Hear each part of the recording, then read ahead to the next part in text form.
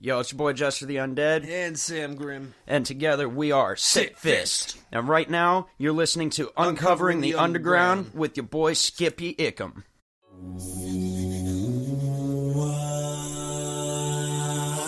Roosters represent.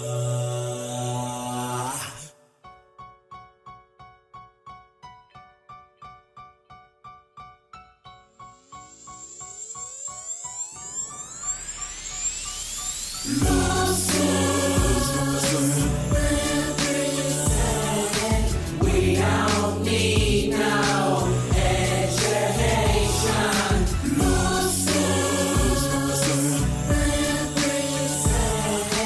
We just want that low same music.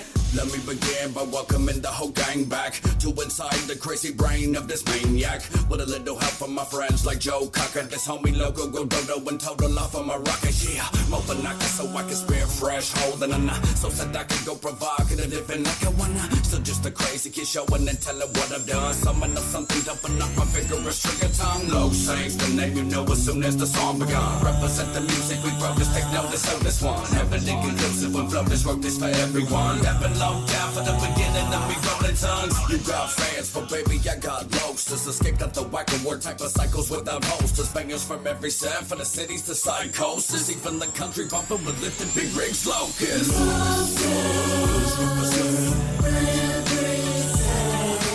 We don't need no education.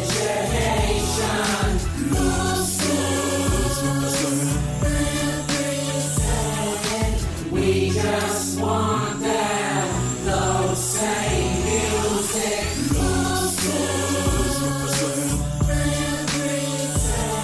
The entire generation of Roosters getting low down.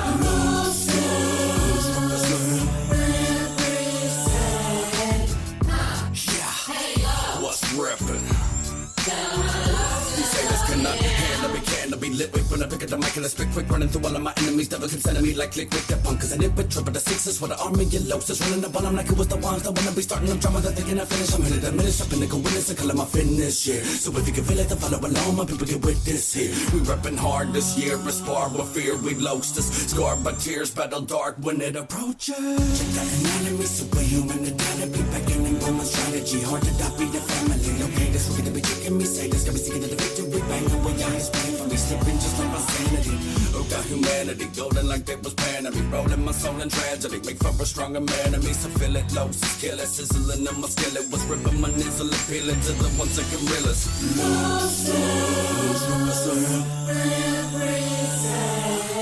We don't need no education.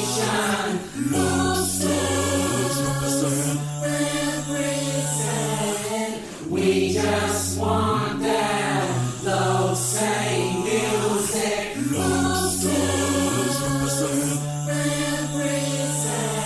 The entire generation of Roosters getting low down.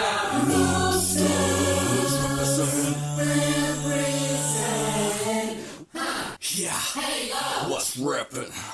Down my Roosters, hold you down.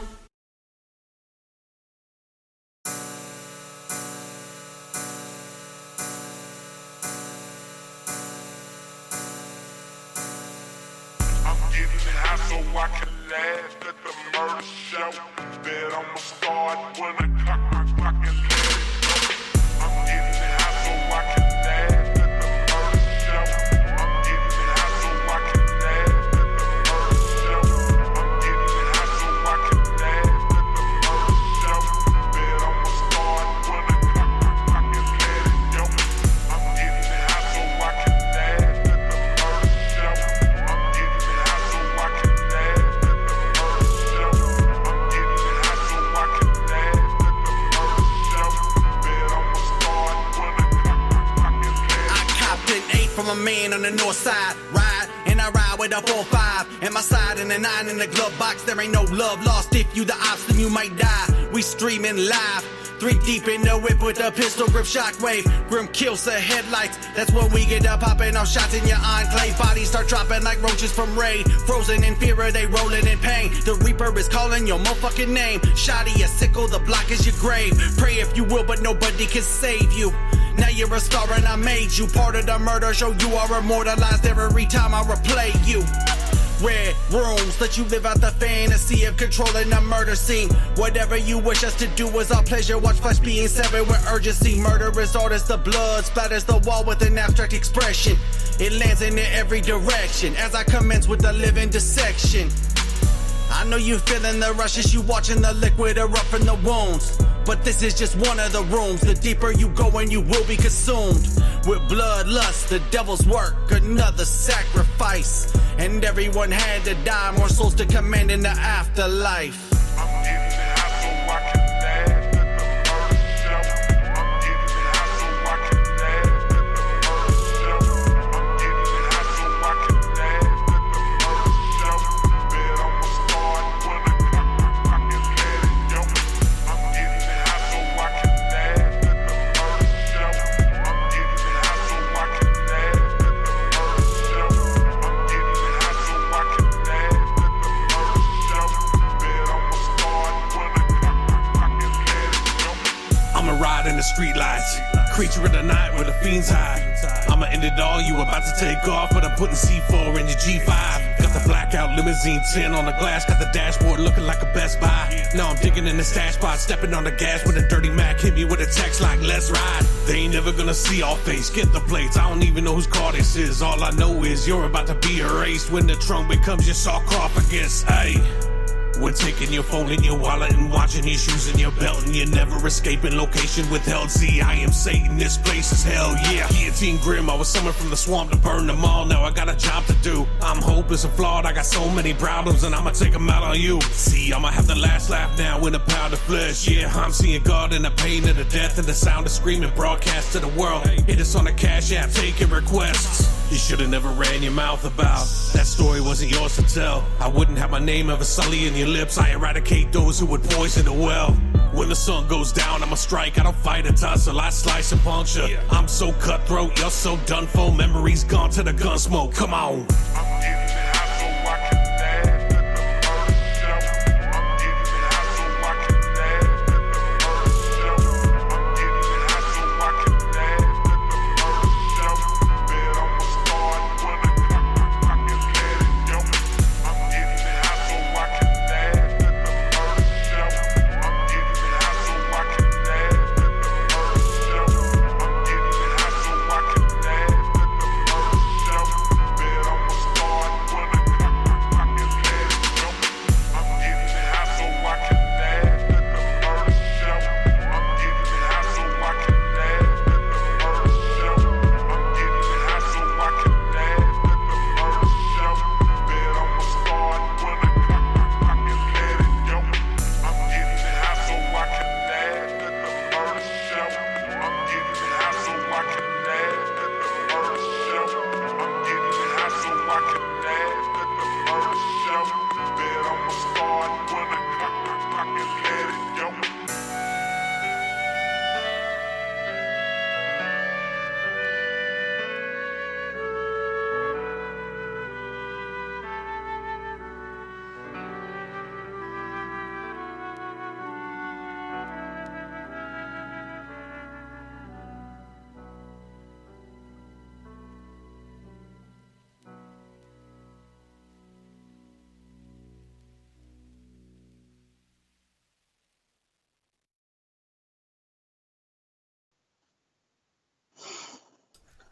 Good evening, ladies and gentlemen, and thank you for tuning in to another episode of Uncovering the Underground radio show brought to you by First Angel Media and Brutal Business Entertainment. I am Skippy Ickham. Glad to have you listening tonight.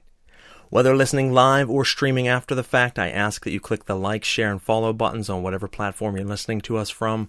The more that you do that, the more that it helps people find the show, the more statistics and building of the statistics that we get for the show, which gives us a bigger and further reach, and just a great way of keeping in track with the show itself. So make sure you do that. You can listen to us from iTunes, iHeartRadio, Spotify, anything that music's played from or online podcasting's played from, we are on. So make sure you check us out where you feel most comfortable. But if you do want to interact with us during the show and instant message us, that must be done through Spreaker.com or through the Spreaker app. That is Spreaker. That is our hosting company. That platform itself allows you to send messages during the show, ask our guests each and every week questions, and interact with the show, which we always certainly encourage. As I said, we do bring you a show each and every week, Thursday night, 8 to 9:30 p.m. Eastern Standard Time. You know, from metal to rap, from models to actors and everything in between. We bring great up-and-coming artists on the show, interview them, pick their brain, and uncover the underground together. So we're glad that you can join us. And other than that, we want to thank our sponsors, Tattooed Scumbag Apparel. You can check them out at tattooedscumbag.com. Use promo code BBE10 for 10% off your overall order, whether it's sweatpants, t-shirts, hoodies, beanies, baseball caps. They got you covered. Great quality gear.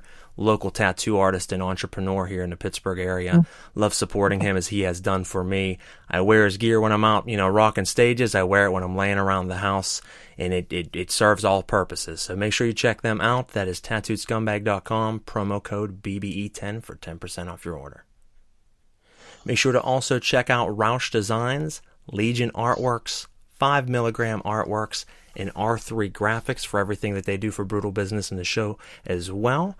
And much love to them. Give their pages a like and a follow.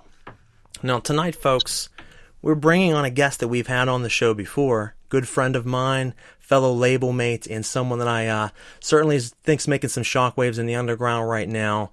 He was our third guest on Uncovering the Underground, and it's crazy to think he is back tonight for episode 61.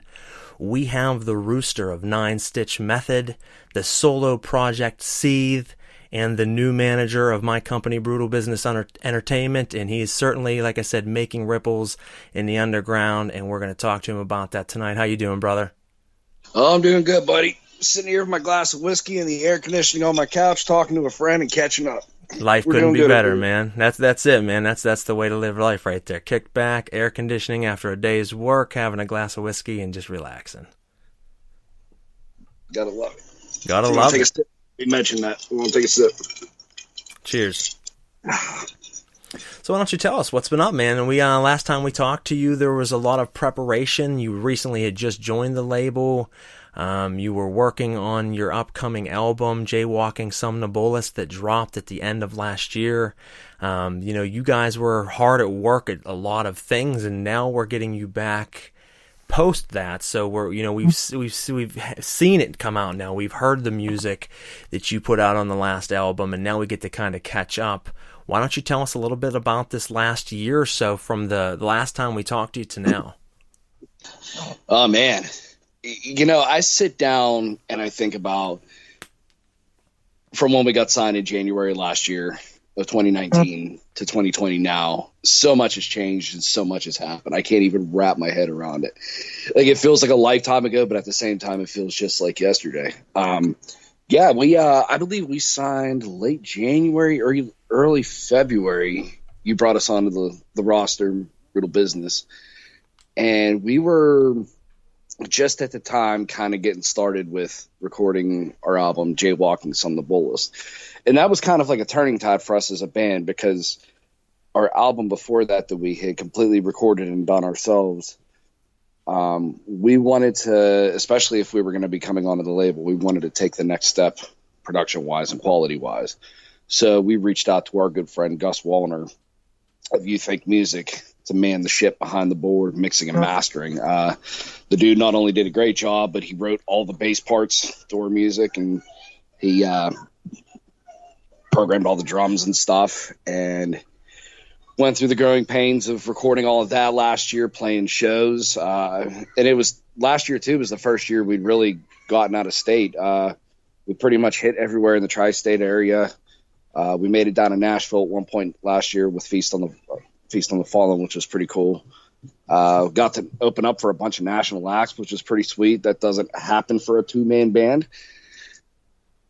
Yeah, no, I mean, that is impressive, bro. That's you guys. I'm just, the reason I was silent there for a second, I was just thinking about it. I mean, last year was an incredible year of growth. I mean, you don't think about it in that sense, and I knew a lot of the things that have happened, but when you mention the out-of-state playing, I guess, and you mentioned a lot of the other things, yeah, that was 2019 was a generous year.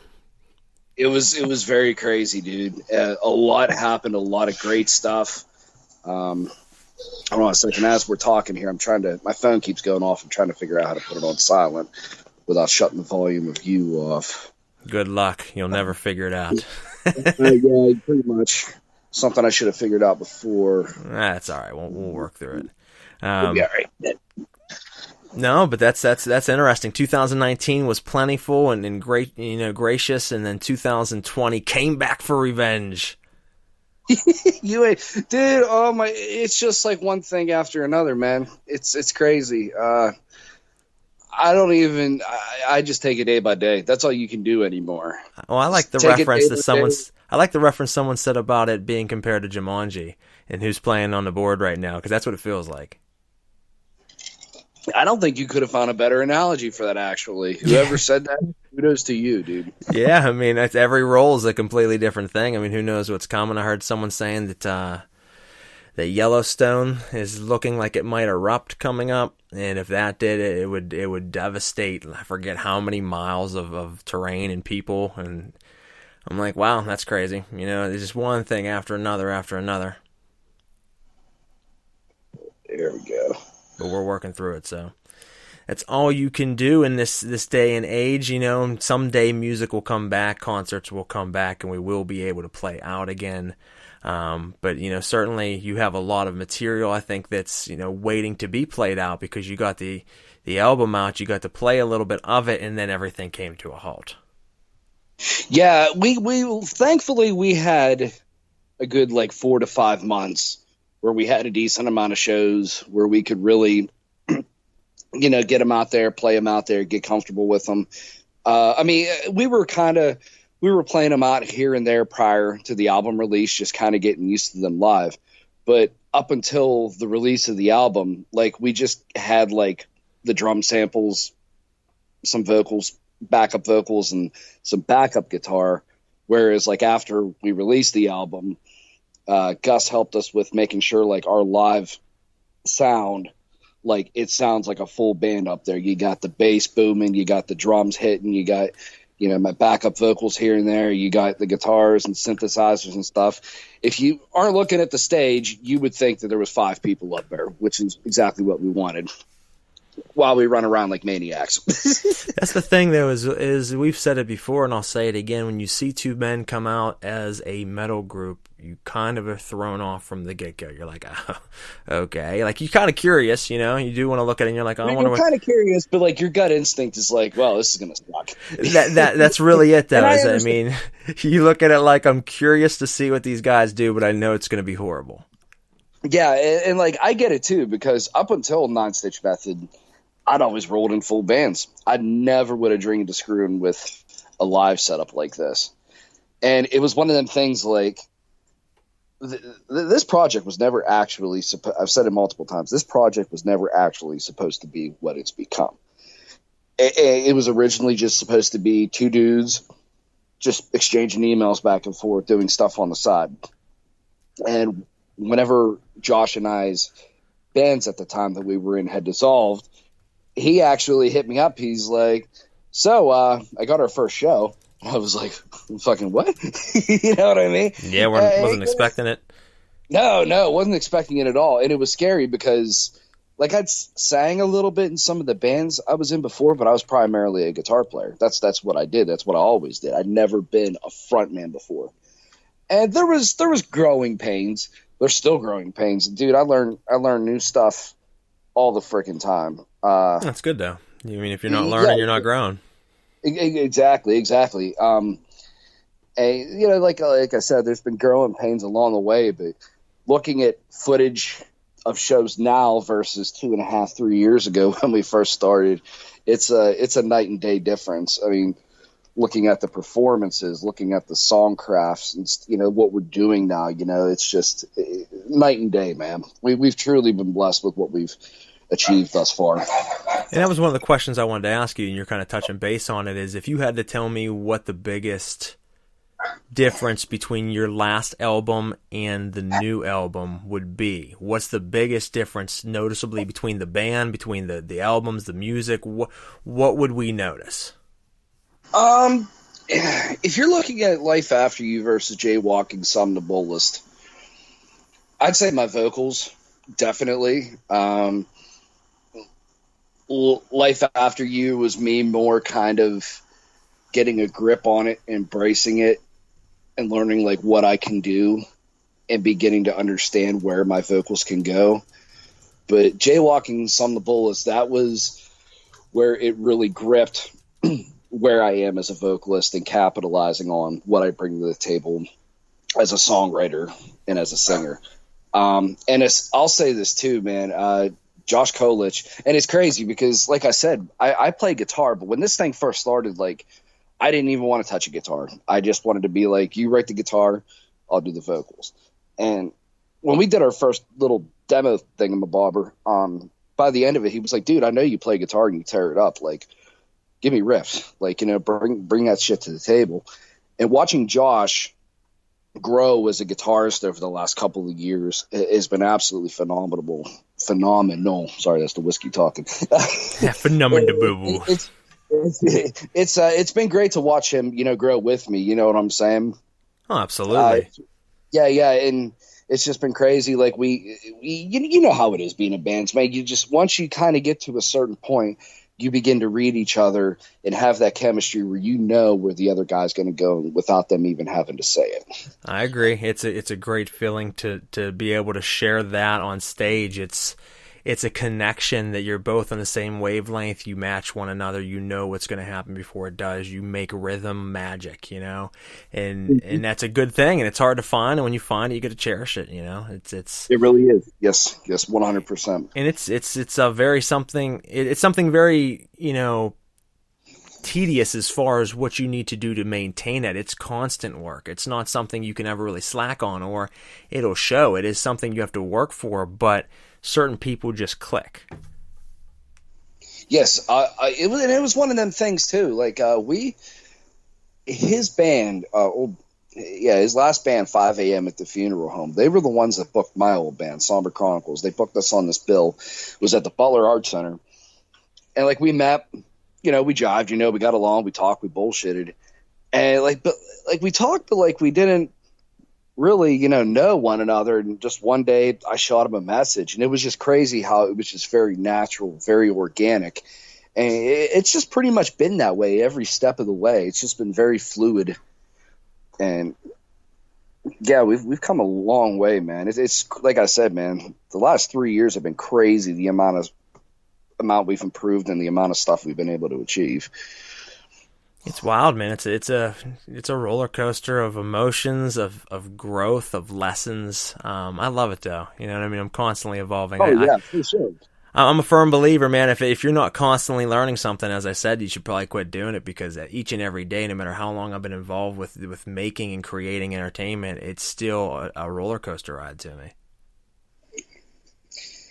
Well, that was like I said, like I constantly, like this downtime of playing shows during COVID, like I've been crazy busy just with recording, and I've been trying to expand upon my voice.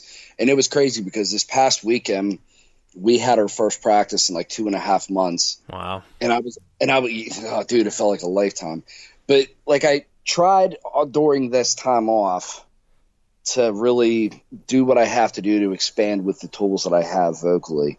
And I was able to do stuff that like I'd done in the studio, but like it's hard, you know, whenever you're going through, you know, you don't have multiple takes, you know, to do that one, you know what I mean? Like you're just running through it live. Yeah. And I was like, holy crap, like the practice, the preparation, like I'm actually starting to see growth, you know what I mean?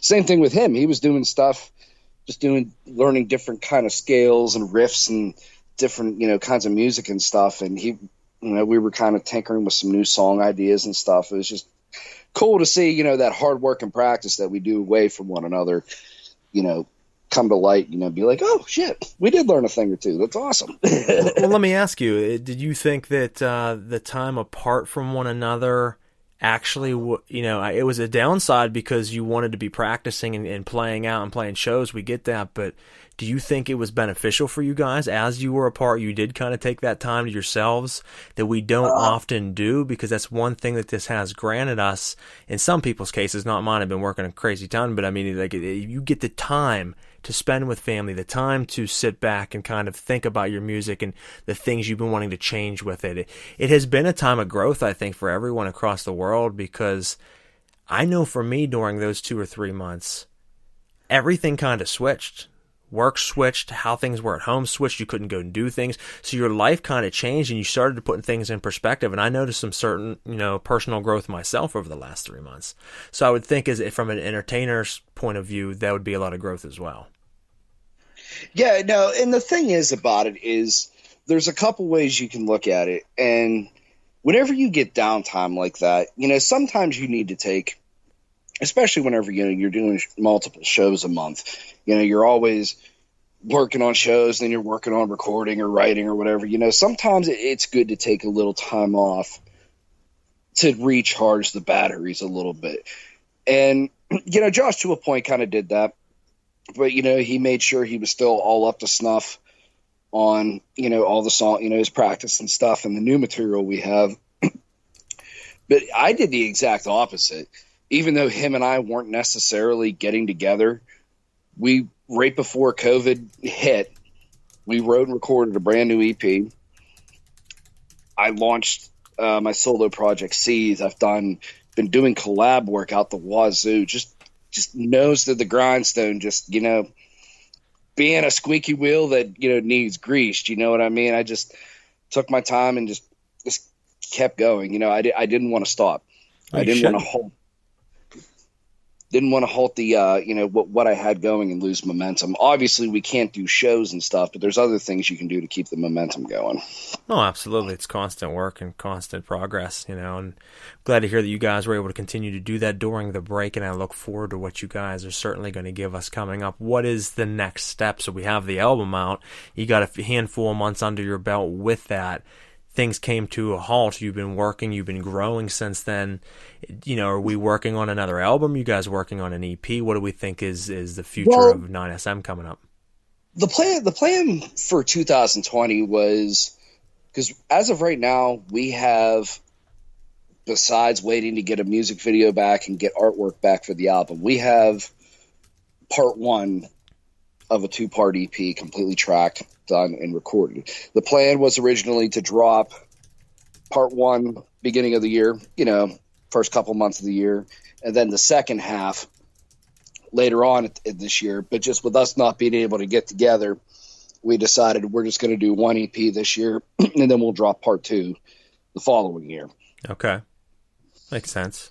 Spread it out a little bit, because it has been a crap year for anything, I think, to be really released properly. Well, I can't say that. I was going to say for most things, now is not a good time to really be trying to market yourself, because there's so much going on as far as distraction. But I can't say that because Tiger King came out of nowhere and became a worldwide thing. You know what I mean? So during the pandemic, that guy, well, not even him, I guess, but everyone involved in that just, blew up. I mean, that shit is everywhere. There was like a 3-week period where literally my phone was nothing but Tiger King. And the thing is like, I don't watch a lot of TV. I don't watch a lot of TV. But you've seen that. Well, at first I didn't know what the fuck it was. And so finally, like, I can't remember who it was, but like I reached out. I was just like, all right, dude, I don't care if it's me showing my age or what, but like, what the hell is this? And then they had to explain to me it's a new TV show or series or movie or whatever, and I was like, oh, and I was just like, nah, I'm not even gonna get into it. Facebook, the internet ruined it for me. Just seeing it so much. Yeah, no, I hear you, man. I hear you. But there's certain time periods for everything, so that was the right time apparently to drop that. Yeah, you ain't kidding, dude. It was everywhere. Everywhere. But, okay, so we got an EP coming up from you guys and a second part coming up next year. And, obviously we'll see you back at shows sometime soon as bands start to slowly get lifted. Things somewhat get back to a normal state, hopefully soon. and everybody can get together, have some good memories and times with one another. I think we're all long overdue. Recently, finally starting to be able to get out a little bit. It's just so relieving and such a good feeling even to see family and everything. It'll be nice to get out and get to see old buddies and things like that as well. I totally agree, dude. It's obviously not the same, but as long as things don't regress, I think we're going to be good. But it's just a matter of whether the second wave of the coronavirus comes back or not. But yeah, the past couple weeks, it's been nice just to kind of see people and get back to somewhat normal. You know what I mean? I agree. It's been it is truthfully a breath of fresh air, just because I feel like all it's been is work, then in the house, work, in the house. You're not going anywhere else. You're not doing anything.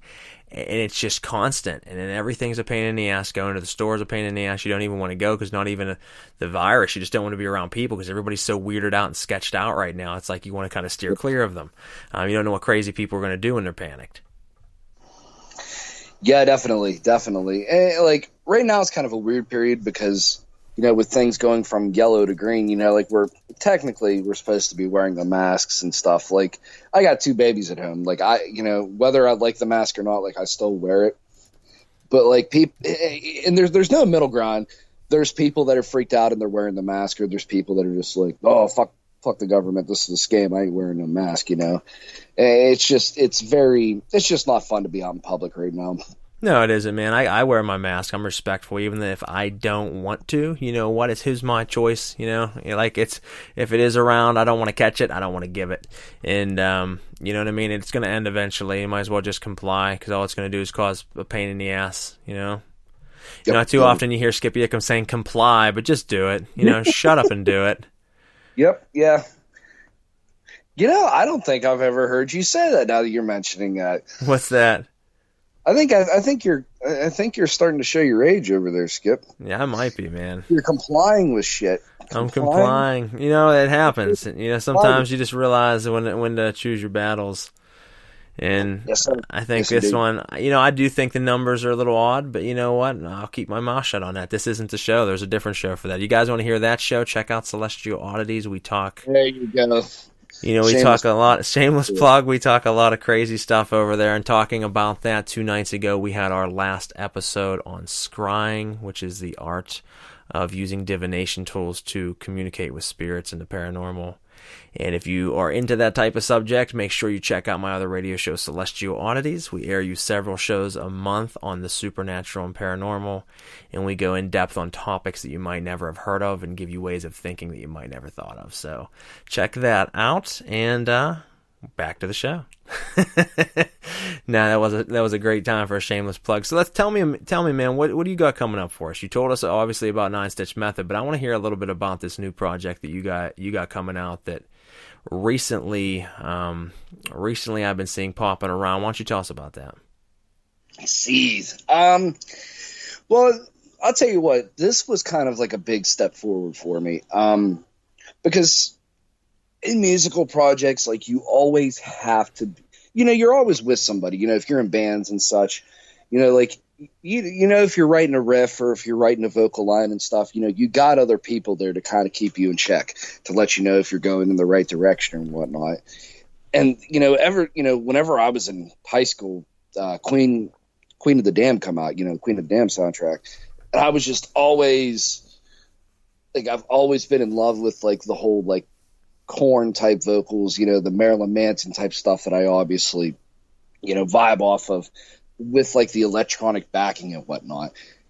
And whenever, we weren't able to play shows and whenever we weren't able to get together and record and write, that's, my mind always goes creatively. That's why I'm fucking everywhere right now, because just my mind doesn't stop, and I was like, you know what? If I'm going to do this project, now's the time to do it whenever I have the downtime. And it was really nerve-wracking, but the reactions and responses that I've gotten about it from people have truly been, very, very positive. It was just, normally, I don't have anxiety putting stuff out, but whenever it's just you and, yourself, you don't have anybody back behind you, it's a little nerve wracking, but the response I've gotten to Seethe has been pretty awesome.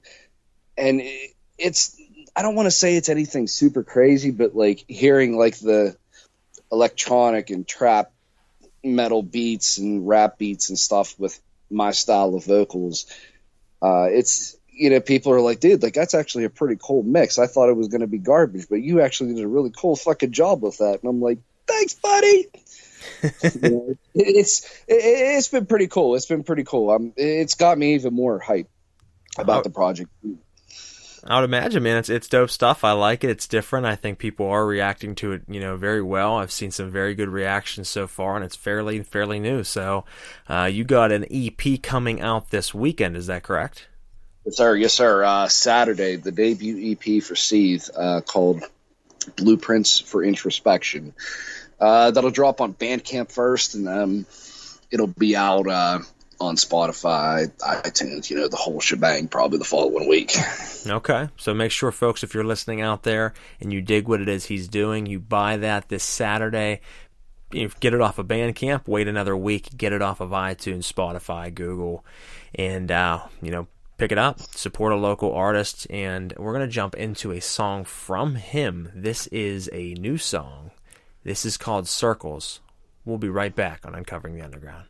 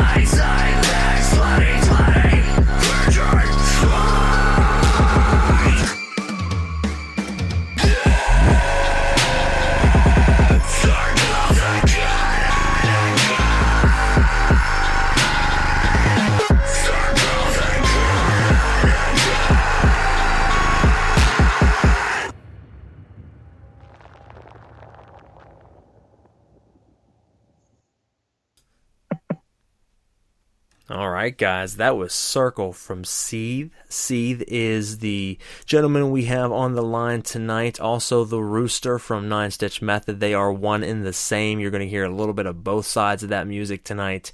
We have been talking about the recent Nine Stitch Method album that dropped, the upcoming Nine Stitch Method EP that they are working on. Then we kind of steered the talk into Patrick's solo project that he's doing called Seethe, and that was a sample of that. If you like that, which I certainly do, make sure you check that out. This Saturday his EP drops. It'll be on Bandcamp the following week. It'll be everywhere nationally and globally. You can pick that up digitally online. And that song, like I said, was called Circles. Yeah, bro, that's dope. Certainly I love the range of you working with Josh and being in Nine Stitch Method to this solo project.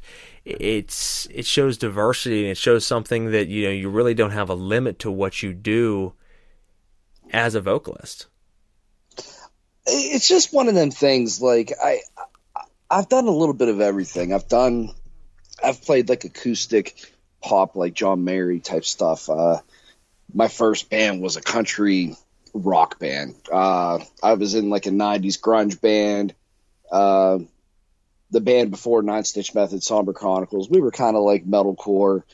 Then 9SM's kind of like a industrial alternative metal type thing.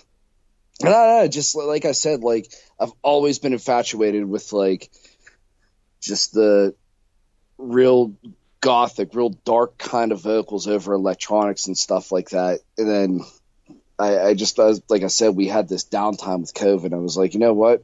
I got some shit to write about. I got some stuff I want to get off my chest. I've been putting off this project forever. We're going to put the pen to paper and we're going to make it happen right here, right now. I think and it all happened very like it just once I started, it just kept coming out, that the whole EP, 5 tracks. I think it was pretty much written within a matter of like 2 weeks. Wow. Okay. No, I think you did a really good job with it. I think it reminds me of a heavier version of Manson. That's what I get a lot. I get the Jonathan Davis, Marilyn Manson, Wayne Static. Yeah, and it has that. I mean, that's what you just said. That was the Queen of the Damned soundtrack era. That was that type of band, so that you can see the influence there. I mean, that's a great sound to have. I mean, them are 3 really good acts to kind of gain your influence from. It's definitely not them, so it's not like you're taking that sound, but you can see the influence. Yes. Yeah, I try to, like you're a product of your influences, but just kind of over time. That was the hardest thing I think for me as a singer, because like when I first started to try and sing, like I just wanted to imitate everybody. I used to try and sound like the dude from like Creed and Breaking Benjamin and that, and it sounded like garbage. And then I don't really even know how I ended up with my clean voice singing like that, because I never really fucked with like Marilyn Manson's the comparison I get the most. And I never really fucked with Marilyn Manson growing up. It's just kind of where my voice sort of fell whenever I started doing exercises and, trying to find my strengths and weaknesses and whatnot. You know what, though? I mean, the thing is, that's what's funny, is you don't have to really be a big fan of an artist to somehow come out similar, you know what I mean, as far as sound. Sure. And I hear that, like I said, I hear it as almost a heavier version, and I think that's more or less because of the style of beat, especially in that last song, Circles. It kind of has a Manson-y beat to it. But I love that, though. I think that gives it a great sound, because it's certainly not that. So when someone hears it, they're going to be like, wait, who the hell is this? Because at first, even if they do think, like, is this a new Manson track, they're going to listen and be like, this ain't Manson. Who's this? And you catch them. Yeah, it's like, just in general, because the beats I've been purchasing and whatnot, I guess you could dub them trap metal. Okay. Is what they are. Like, I don't. There's some particular artists that, like I think do really good for the genre, but I think there's a lot of, it's like anything, you find a new genre of music, and then just like a bunch of people cling to it and it becomes oversaturated. But I was kind of like, okay, like I'm just going to kind of take this and I'm just going to throw my own spin on it and see where the hell it goes from there. Because I don't rap. They just me thinking about rapping, it just makes me laugh and chuckle. But like, I obviously, screaming is kind of my claim to fame and whatnot, with around here in Pittsburgh. And honestly, like, I think the most surprising thing is like, people are like, wow, like his screams sound awesome, but he sang a little bit. Like, I want to hear more of the singing, which is weird for me because I'm not used to hearing that. So kind of cool. So like I'm just working on newer tracks where I'm flexing a little bit more of my melodic, stuff with my vocals and whatnot. I'm excited. No, man, you've been, like I said, across the board, whether it be collaborations, whether it be your solo project, 9-Stitch Method. I mean, you've done very well in everything that I've ever heard. You put depth into your music, into your writing. So certainly got a fan in me. I think you got a fan in a lot of people out there. If you're listening out there and you want to ask him a question, want to know anything about any of the projects that he's doing, please feel free to message us on Spreaker.com or through the Spreaker app. As I said, that is SPREAKER. That allows you to message us during the show. We ask you that if you want something said or want us to read off your comment, send us one in. We'd love to talk to you. And if you are listening right now and you missed any of the beginning of the show, at the end of it, you can go ahead and rewind right back, listen to the entire episode, as they are available for download and streaming. For the time being, you can only listen live, but don't worry, you won't miss a thing. You can check it out from the beginning after it ends. Thank you. All right, brother. So obviously a lot going on right now. I mean, you sound like a very busy man. How do you fit it all in? What is sleep, Garrett? What is sleep? Sleep is a thing that sounds lovely, and when you get it, it is a nice thing. I mean, you got to cherish that, but it doesn't come a lot. No, dude, I gotta say honestly, like, if it wasn't for my wife, I don't know how. I mean, she helps a lot with juggling things around between just, our work schedules. If I come home from work and I'm like, hey, babe, like, somebody handed me this collab, you mind? She takes care of the kids while I go off and, I do that. She always, whenever we have shows and stuff, she's always making sure, if she can't make, if she's able to make it through a show, she always finds the sitters and stuff. She's so supportive. That's honestly like having a partner that backs me up in this weird fucking journey that is music. Like that's where it's at, dude. It's the bee's knees, brother. It's needed. It really is. Without it, nothing would work. I'm telling you. I would have never made it anywhere even near this far if it wouldn't be for my wife. She's definitely the glue that keeps me together and keeps me running, and puts up with me and works around my schedule as well. And I mean, I'm all over the place, so it takes a certain type of woman, and she's it. So thank you, honey, and thank you to Patrick's wife for being there for us, because it's needed. You guys are our rocks.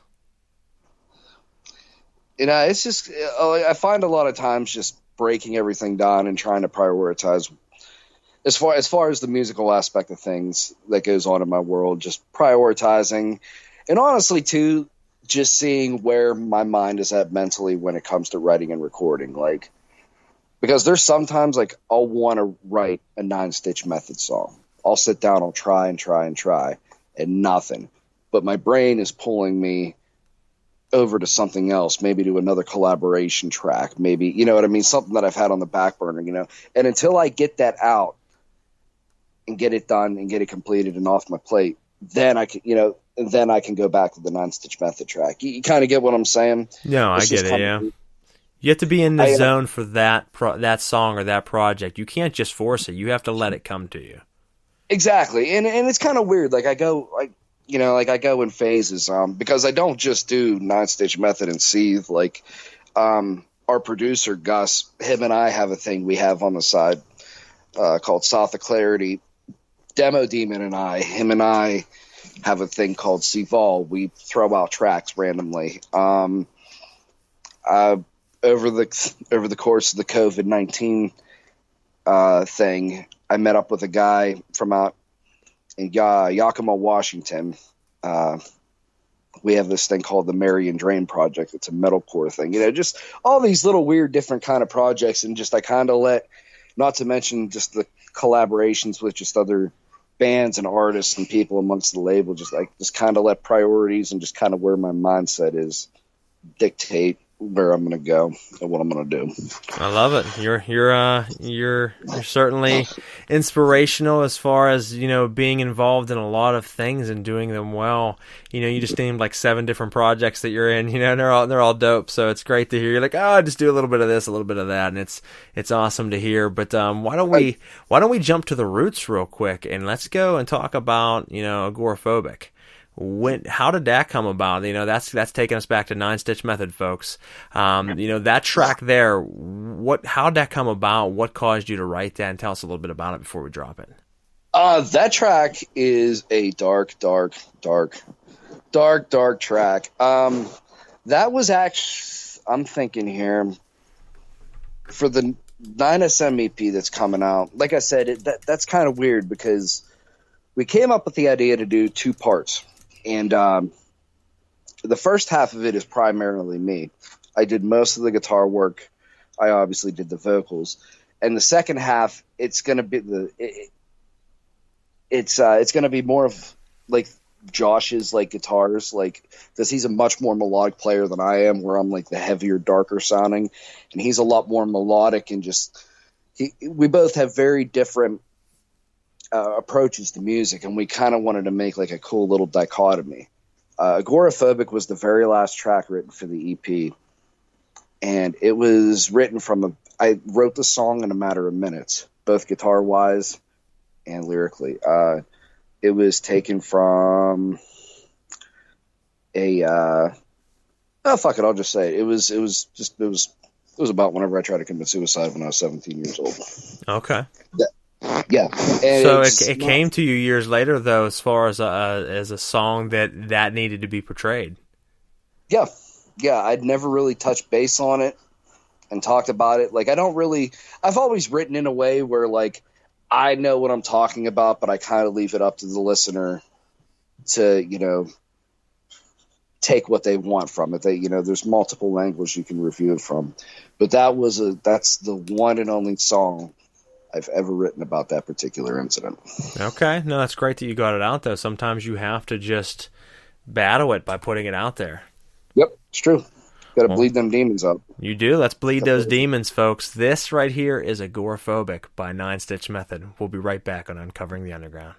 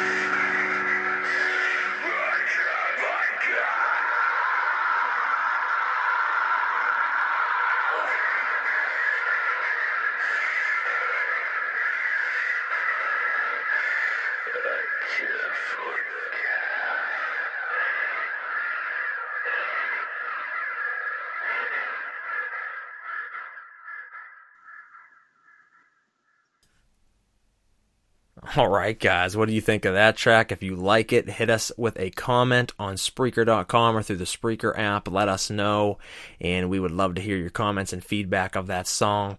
That is from group 9 Stitch Method. We have their singer, the Rooster, here with us tonight. He also goes by the solo project name Seethe, and we've been talking about both projects throughout the last hour.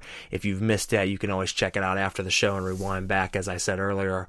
Another just killer tune, brother. Thank you for making that song for all of us to hear. Much love, man. Thank you very much. Appreciate it. A lot of deep emotion in it, and it speaks volumes, and it needed to be put out there. So whether it was 5 years, 10 years, 15 years later, it came when it was the right time for it to come, and the world's ready to hear it. I couldn't have said that better myself. That's the best way to, yeah, definitely. No, I love it, man. Keep doing what you're doing. And I think, talking about that, who would think that you could do anything else? We heard, about the band. We heard about the solo project. We heard about all of the numerous collabs and groups and recording projects that you are involved in. And then to top it all off, you've now become the manager of Brutal Business Entertainment over the modeling side, over the music side, over the paranormal, well, not necessarily the paranormal side, but the paranormal side as well. All of it, brother, everything. The video stream team, just everything involved with BBE is now something that you have for your vision to try to shape. Why don't you tell us, a little bit about that? What's that like, taking on that platform and that step? What do you have planned for your vision coming up for the fans out there? If you're a fan of BBE, here's your time to hear what's going to be transpiring. Man, I'll tell you what, I'm not used, what are we going on, a month now of this transition? It's been, I believe, yes, right around a month. Time's been so weird lately. I don't even know what months are. Yeah, it's just one of them things, Garrett, like I told you prior to the show starting off, the guys are calling me boss man, and I'm like, yeah, I ain't fucking used to that yet. But I mean, it's kind of one of them things. If you would have told me 5 years ago that I would be running an entity such as BBE, I would have laughed and said, get the fuck out of here. You serious? And it's just one of them things, whenever we joined, I started helping out with stuff, behind, just trying to help take a load off of you, just trying to be, a big part of the team, be a big contender. And as weird and abrupt as the transition seemed to a lot of people, I think it's safe to say between the two of us and the other people listening out there, it was rather natural. Whenever it happened, especially whenever you had announced, because I'd been doing, certain things behind the scenes of the label and stuff, I already had everybody's respect. I was already, involved with everybody. I, was already helping people with stuff. So overall, the transition's been rather good. And during these times, man, I got to say, our artists and the models, it's just everybody, man. Everybody, you got the Gruesome Gazette. Them guys are putting out amazing written content multiple times throughout the week. You got the stream team, they're doing their thing. And not to mention the fact that later on this year, actually, I believe, if not this month, the next month, they're going to be doing a charity event. So you got that going on. You got the models. The models just got done doing a pro shoot with First Angel Media out. They have an awesome, new material coming. Hi, buddy. It's my...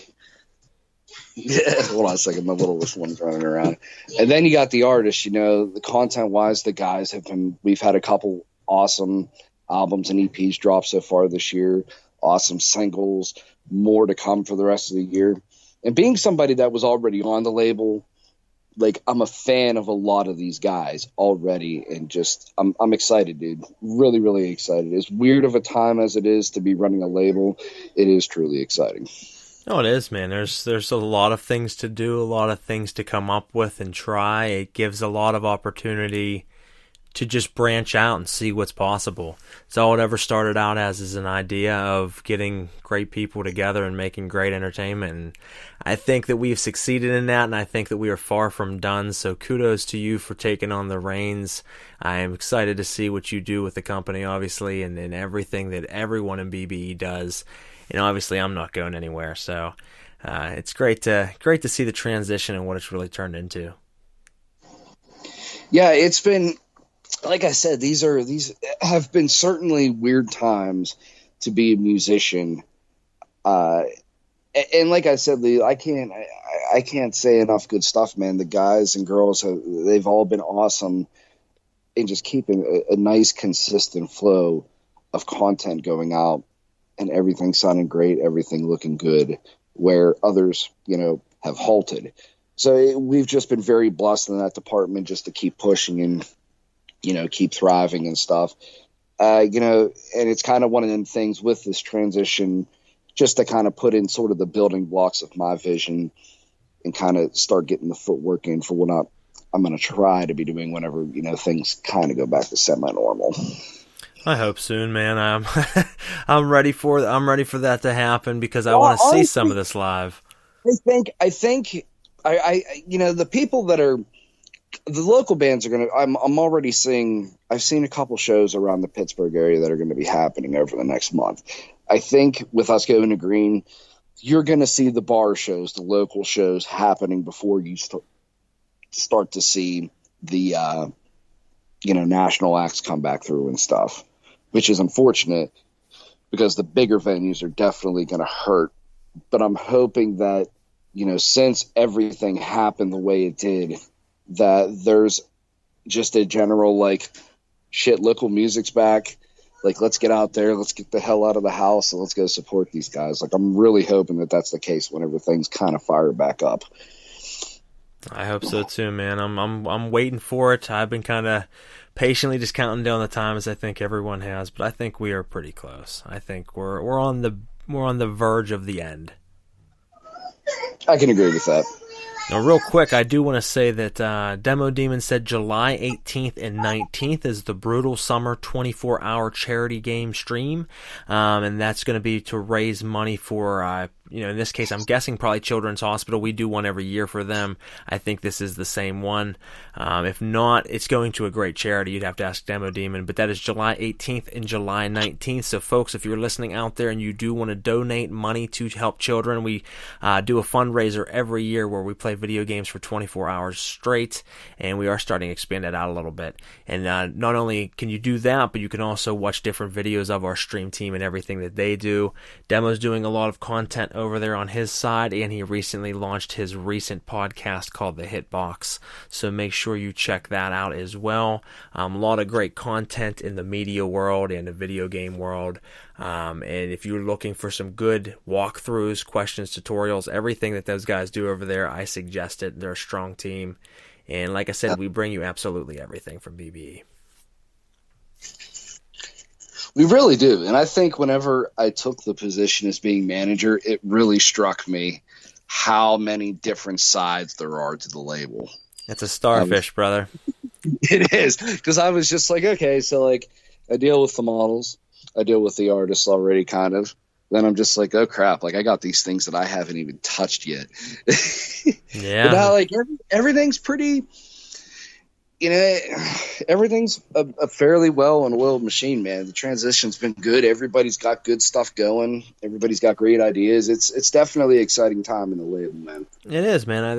We're a good family. You know what I mean? That's one thing I can be very proud of, that I put together a very good family that I knew could be a family, and we could continue to make a lot of content and have good times, and there's nothing else like it. Nothing I've come across anyway, so. And we have, I just have to say that when a small child bursts into an interview or a live video, it is my favorite. Well, there you go, Heather. You got it tonight. Hopefully you love this episode enough to give it a share and a like. And, we got a comment from someone from BBE, Anthony, saying, yes, we are a very good family, and that indeed we are. I love all you guys, and I appreciate all of you being a part of this family. If you are looking for any updates in BBE, you can go to teambrutalbusiness.com. That'll give you everything from modeling to events to music to video game stream team, paranormal team, my other radio shows, and everything in between. I mean, everything we do is on that site. So teambrutalbusiness.com and check it out. Demo Demon asked, how fast do you think that you threw the fruit snack pack at Yeti at Devil's Weekend? That was approximately 75 mile per hour, sir. Okay. That was absolutely great. Oh, man. I was there, but I didn't see it. Dude, I think you were in the tent. I think you were it was just one of them things. I think you were looking the other way over toward where the rest of the camp was and whatnot. I was just coming back from the car, and just singed it. And it was almost like slow motion. Like I wasn't trying to hit him in the face, but it just perfect. I couldn't do it again if I wanted to. That was amazing. Just nailed him. Seeing Dema's reaction. Dema was just like, oh shit, he just Mach 5 the Yeti with them gushers. Oh dude, it was great. Yeah, somehow I missed that whole event when that happened. That's crazy. Good times at Devil's Weekend, I'll tell you what. Made some memories. It was cold as shit at some points, and it was just wild. Well, dude, it was honestly, I personally liked it when it was cold there better, because like when we played there in July earlier last year. Oh my God, was it hot? Friggin' 90, I think it was like 97 with like 100% humidity. I wanted to die. Oh, yeah, them were bad shows, man. I remember playing a show at a place called The Subculture. It was in Glassport, PA, and it was in this little shit shack, and they covered the walls with the foam bedding for, like, soundproofing. All of them, though. Yeah. The roof, the walls, everything. And there was only, like, one little tiny basement-type window in this building. And they threw this metal fest with, like, 14 death metal bands on it. And, like, 4.5 people showed up. Oh. Holy crap, dude. A half a person showed up, Patrick. No, but for real, there was like 5 people there. And it was wild. It was in the dead of summer. No fans, no air conditioning. We go into this building, and we played this show, and it had to have been a clean 90-some degrees in this box. And we were jamming, and we were just dumping buckets off us. Like, I've sweat before, but we've never sweat like this. And no one was there but there was like 60 people there, but they were all the bands. There was literally no one there. There was 4 fans. 4 fans. And a pygmy. Yeah, that was the weirdest thing in Glassport, you know. It was fucking odd. The building's still there. I pass it from time to time. It's been abandoned for years, but it was one of those crazy-ass hot shows. Never forget it. Now, tell us about the collabs you've been doing. We got one coming up here I want to jam for everybody, and it's called Needle of Time. And why don't you tell us a little bit about that one? That is a track that, dude, I waited months. I waited almost a year for that song to come out. That was a song that Kill the Noise, he gave me the instrumental last year, and he was like, yo, like, you good for a hook? And I said, hell yeah, dude. I'd be down to do a hook. And I think I sat on the song for like a month and a half because it's very long. It's very like slow and trudgy. Like the song by Static X Cold. You know what I'm talking about? Absolutely. Yeah. So like it's kind of like that. Like there's really not a lot of notation. It's mostly open chords. So I'm just like, what can I do to... It took me a minute to wrap my head around it vocally. And then Kill the Noise is already crazy talented to begin with. So like that had my nerves up because I'm like, oh God, like I hope he likes it. Yeah. And he was super stoked. He was like, dude, like this is awesome. Like this is going to make me up my game. And I think that song took about a year. And it's just one of them things like we waited. And then he finally come up with his parts.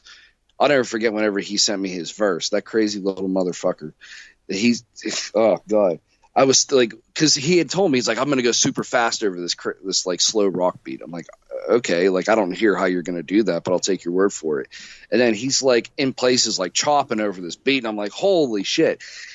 And then we brought in, Kumar did Kill the Noise. He brought in Danny from Sick Fist, another person act on the label. If you don't know who Sick Fist is, you should definitely check them out. Definitely. Danny, and that was by far one of the tightest verses I've heard from Danny. And it just turned out to be a really cool rock metal rap track, dude. Like by far one of the collabs that I'm most proud of. Just everybody killed it on that, man. Why don't we take a listen to it? This is Needle of Time featuring Patrick and Jester of the Undead. We'll be right back.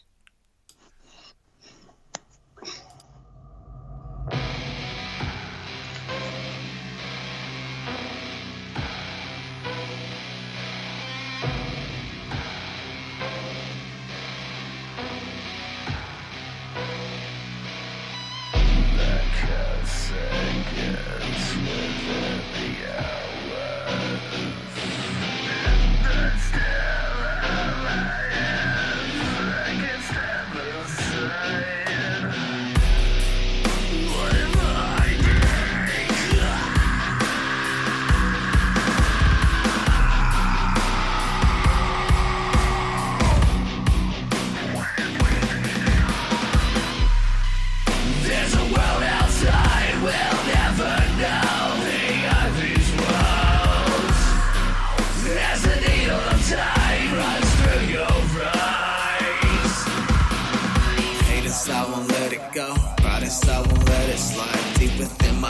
grows. I get caught up in the lies. Stay 10 toes, I'll never fall. I can't help but wonder why. To these other artists are thinking they wanna come in to get it with killer, but they are not even ill, bitch. I'ma kill 'em in a millisecond, ready, you willing.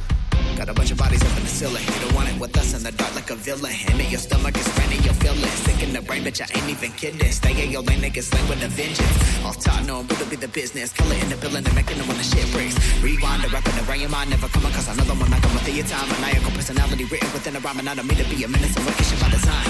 I'm a beast at this shit, ain't no doubt. It's just me and my nuts, and I hang in the mouth. Despite I'm a rage, I'm a rat in a cage, and I hate the way shit has been playing me out. And I really don't like it. Why this? Better hit a hitter with the right fist. Hi, bitch. Don't try shit. I split bitches in the head with a nice thick die trick. Paint noise in a nice stitch. Need all the time and twine lines that I spit. You don't want to go to war with my clique. Bring it to everybody. It's about to be a crisis. Yeah. There's a world outside. We'll never know beyond these walls. There's a needle of time runs through your veins. Hear the locusts cry as the angel dies on through the night. I can't believe, I cannot say, second by one way of You don't wanna bring it to a motherfucker in the brutal biz. Click this shit, gonna twitch your neck quick if you try to test this. Fuck around and try to piece it like a game of Tetris. Fuck your shit, we fucking sick. You ain't shit but a bitch with a tiny ass dick and a lip I can stick with a wicked sick fist. You ain't fucking with the team, bro, we killers in this bitch, yeah.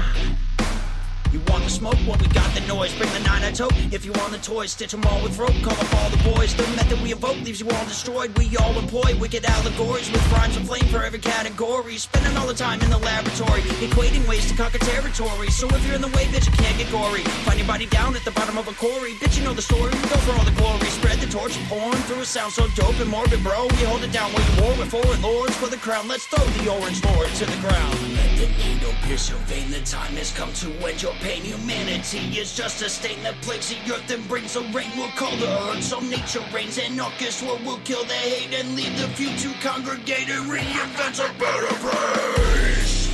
There's a world outside we'll never know beyond these walls. There's a needle of time runs through your eyes. Hear the locusts cry as the angel dies on through the night. I can't believe, I cannot say, second by what we have become.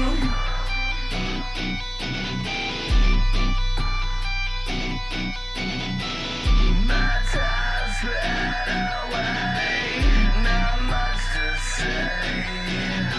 Story round and round again, they say for walls. It's side by my side, along with the night.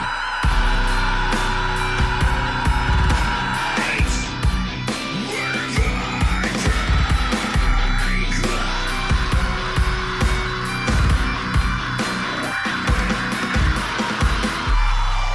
there's a world outside we'll never know beyond these walls. There's a needle of time right to your eyes.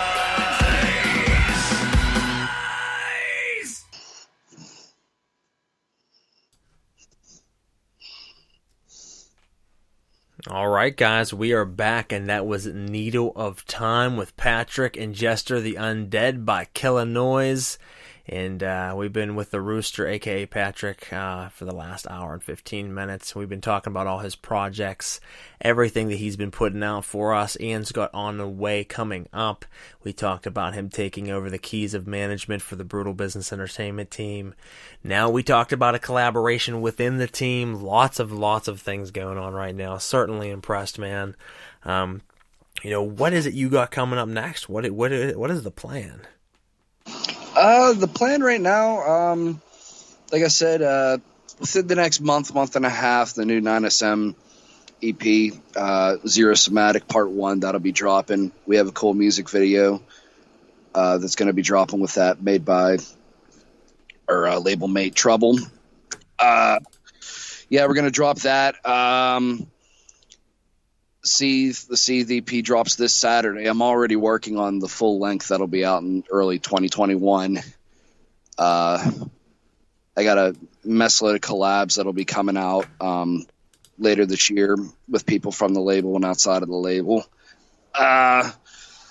Some cool shit now.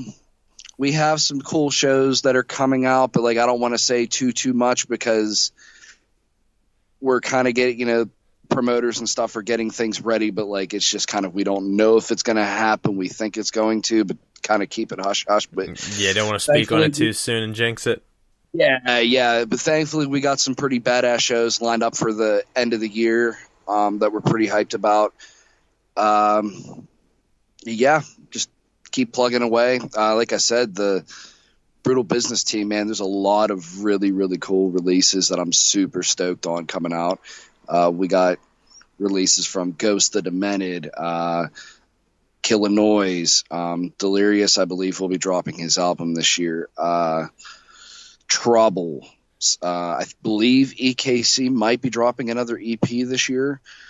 And we've all just a lot of good stuff, man. Like I said, like I'm super proud of this team. They've been putting in a lot of good work during this downtime. The girls have been putting out awesome images and content. Bella Rotten was recently just featured in a Pittsburgh magazine, which is absolutely awesome. Just a lot of cool stuff, man. Like I'm blessed to be where I'm at, holding the keys to the management of this position, man. And I can't thank you enough for that. I really mean absolutely, man. I believe in you. I believe in what you can do.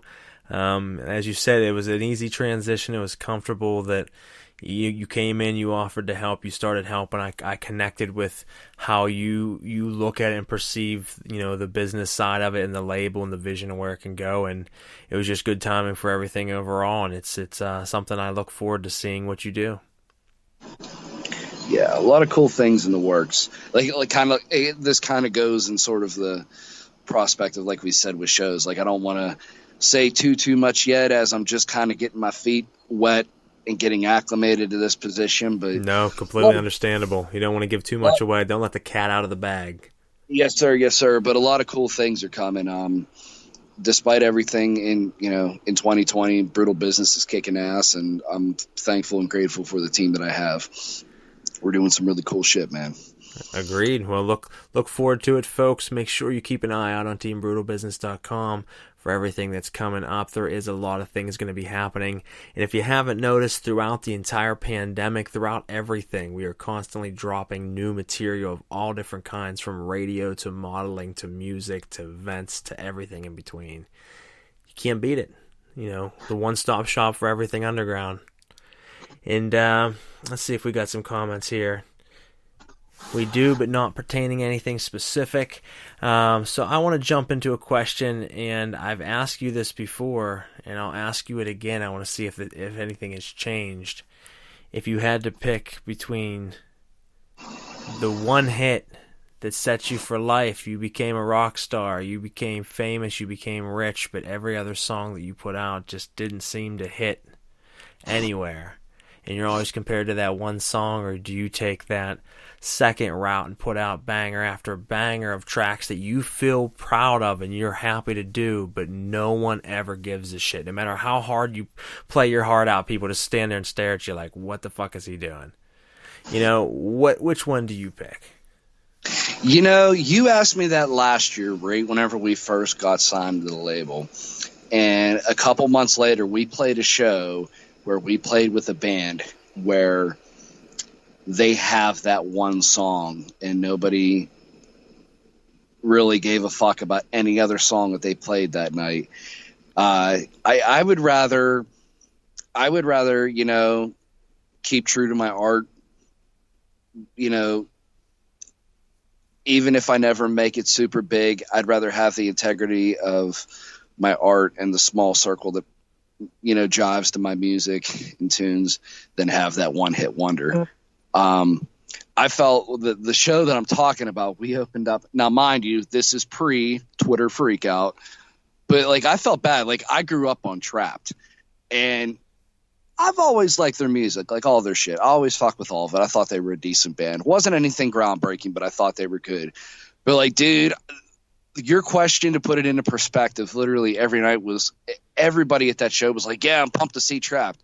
I can't wait for them to play Headstrong. And literally we played, I think the head count that night was 245. And literally nobody gave a fuck about their set until Headstrong. And of course they saved it for the very last. They saved it for the last to keep you there. And, they played that, and then pretty much, some people stuck around and talked to the band and whatnot, but like pretty much everybody dipped out right as soon as Headstrong, the final note, got done playing. And I was just like, oh my God, dude, like that, I would feel like a failure. Maybe financially I'd be set, but just, being an artist, like that's the last thing I want. No, that's a tough life, man, when you're one of those groups that, it's 15 years after your hit. And you're still touring, you're still playing out, and you're still playing that one song that everybody wants, with a bunch of shit that no one else wants to hear except that one song, and that's what you get paid for. And yeah, like that song come out almost 20 years ago at this point. Them guys are doing their best to write records and pour their heart into their shit. No one ever listens to. That's cool, bro. But like when y'all playing Headstrong, listen. Can you imagine? Can you imagine the statistics of the song counts? Like you go to their discography and it shows all the counts of who listens to what songs, and you have one song that has like 30 million plays on it, and then 257. Yeah, pretty much, dude. Those are the people that accidentally bumped the button before they clicked on the song they wanted to hear. That's crazy, man. How would you survive? I don't know. Dude, yeah. Oh my God. Yeah. Tough life for a rock star, I guess. Yeah. Yeah, it is, dude. It really fucking is, man. Cody said in 2 years that song will be 20 years old. So yeah, 18 years ago that song came. Here's the thing, and it's nothing bashing them as a band or people. And I don't even know the whole Twitter thing that went on. I know some crazy stuff happened, but I didn't follow it. I kind of keep dormant in my cave. But it's a good place to be. I never really cared for them. That song was good, but it never really struck me that amazing. And I seen them live at X Fest or Ozfest years ago, and honestly, I thought they sucked. You know what I mean? Like, I just wasn't into them. Like, this band really wasn't that good, and it's nothing against them. It's just, to me, that wasn't my shit.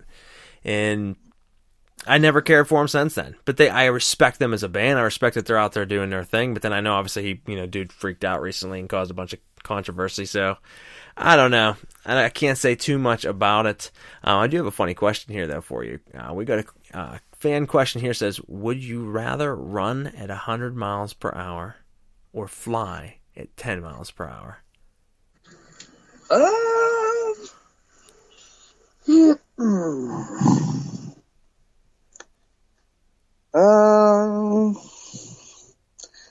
already drive at like 100 mile an hour. Let's go ahead and just go with run. You gonna run? Save me a lot of money. I'm gonna run. Okay, I like that question. That's a good one. I might have to start using it. That comes from Demo Demon.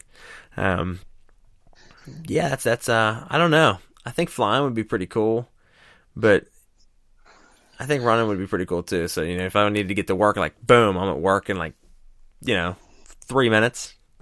Yeah. That wouldn't be bad. Would you get a ticket though? I don't know. The problem is you'd be more prone to getting hurt, I would think, because you'd be going so fast that something would pull out in front of you, or you just wouldn't see it. Because, I mean, just because you run 100 miles per hour, does your eyes see that quickly? That's the question, folks. Yeah. Would your eyes be able to handle the vision at 100 miles per hour, or would it just all be a blur? Because if you can't see like a cat almost, it's not going to do you any good. I have 2 left feet. I'd probably end up in the ER pretty quick. It wouldn't be good for you. You might want to choose to fly instead. I might want to go fly 10 mile an hour. He's switching his answer, folks. It's flying. That's a good idea. 10 mile an hour flying. We can do that. That's still kind of fast. Okay, we can fuck with it. Flying. You wouldn't be tired. Yeah, true. I mean, you could glide right in. I mean, flying, you have no restrictions, because when you're running, you got telephone poles, sidewalks, bumps, holes in the ground, potholes. You have all these obstructions that are in front of you that could definitely ball you up going 100. But if you're flying, you really don't have a whole lot going on. I mean, just stay above the tree line and you're aces. You're good to go. Yeah, we're going flying. Yeah. Answer from here on out's flying. I got here a comment that says, I would fly at 10 miles per hour, but only if I were in a plane. Well, you better be going a lot faster than 10 miles per hour. If you're going 10 miles per hour in a plane, we got problems. You're going down. Pretty much. You are at the end. You better grab a hold of the seat and just, pray to whatever you believe in. Take her down. Take her down. Oh, man, even that's been crazy. Like, imagine the airports when this shit goes back to, like, being normal. Hell, even the stuff like the salons, it's just gonna be crazy, dude. It's gonna be weird, and especially like if you have to still have, because obviously I would imagine social distancing and what's the word I'm looking for? The amount of people they have in there. What's the word? Like I just went blank as well, man. Capacity, yeah. Capacity limits, yeah. Yeah, because like everyone's going to want to go everywhere, but social distancing and capacity are definitely going to be a thing for at least a little bit. Oh, yeah. It'll be phases of getting back to normal. So, I mean, even when it looks like we're getting back to normal, that's even green phase is really like purple. You know what I mean? Like, it's still got several more shades to go to get to actually green. Yeah, because like I think everything's like 50% capacity. Wearing masks, I believe, or at least practicing the social distancing protocol, 6 feet apart and whatnot. But it's weird though, because you can go into a restaurant and you can sit down and eat without a mask, but if you got to go to the bathroom, you got to wear a mask. You want to eat that salad, brother, you're all right, but you want to shake your dick in the toilet, you better fucking back up off me and put that mask on. Exactly. That's crazy. Yeah, there's not a lot of sense to some of this shit, man. I don't know. I mean, honestly, though, I'm kind of for the fact of just stay the fucking 4 feet or more away from me, folks. Exactly. I kind of like that part. Like, let me out and be able to do my thing, but honestly, I don't want to be within like 3 feet of you. Yep. Yes, maybe that's just me, but like when I'm sitting in a restaurant, I don't want to be crunched in. When I'm walking through somewhere, I don't want to be face to face with you. I kind of want to be, in my own zone, in my own lane, and keeping to myself. No, the concerts and stuff, I'm cool with it. Shoulder to shoulder is all right, but I don't like people in my zone. In your bubble? In my bubble. Things are getting pretty normal in Bama. Well, that's good. I mean, I know some of the states are. Ohio, I heard, is like, for the most part, starting to go back to somewhat of a normalcy. I heard that they're like, you can go around without the mask if you choose to. It's only if you want to wear it. The grimy ones got their first show back next weekend. Who does? The grimy ones. Oh, shit, okay. Yeah, I think things are starting to really go back to somewhat of a normalcy there, which is cool. So we'll see what happens, I guess, with that. Hopefully everything starts to open back up, everything's safe, and move forward with what is to come. Yep. Now, anything else you want to say to the fans out there as far as where to check you out, who you want to thank, and your wrap-up for the evening? Pretty much Facebook. That's where I'm most active at. Nine Stitch Method is on Instagram. I'm on Instagram. I check my messages and stuff on there, but like I'm not really too active on Instagram. Facebook's the place to hit me. You can find Seethe there. You can find Nine Stitch Method. There's Brutal Business Entertainment. That's pretty much it. Facebook, that's kind of the central location for all my stuff. And I want to say, man, like I said, man, these past couple of years have been a wild ride. I just want to say thank you to all those who've been with me, elevated me, helped get me to where I'm at. To those that continue to stick around and continue to support me in all of my crazy endeavors, and keep doing what you're doing, man. Like I said, we got a lot of cool shit coming, down the pipe later this year. Stick around. Like we always say in our posts, bringing you the best in underground entertainment. Keep it sick, keep it underground, and keep it brutal, man. And we mean it, folks. And if you're listening out there, please give his projects a like and a follow. Nine Stitch Method, Seethe, and any of the team here at Brutal Business. Follow them, like them, share them around. It is the lifeblood of the underground scene, and we appreciate that support. For me tonight, I just want to thank you for listening in, and hopefully you check us out next week on Uncovering the Underground. We'll catch you later. Rooster, thank you for coming on the show. Not a problem, brother. Anytime. Thanks for having me out. Absolutely. Later.